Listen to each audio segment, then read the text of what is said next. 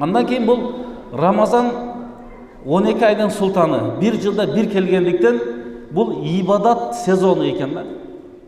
Көптеген сауаптарға жете тұрған берекелі күндер болады екен. Ошол күнге Алла Таала жеткиргендиги дагы шүгүр кылып ошого кубанышыбыз керек екен. Мына мол жерде Алла Таала Куранда айтат: "Кул би фадлиллахи ва би рахматихи фа бизалика фальяфраху ва хайрун мимма яжмаун."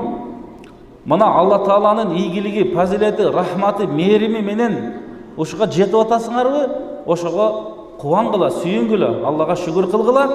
Бул дүйнөдөн жыйнап атканыңардан ал жакшы сооптуу иштер бул Алланын алдында жакшы дейт. Ошондон алымдарыбыз айтат экен, Ражап айы бул эгинди себе турган ай. Шабан айы ал эгинди суугара турган ай. Ороза айы ошол эгинди жыйнай турган ай дейт экен да. Бул эми соопторду жыйнай турган.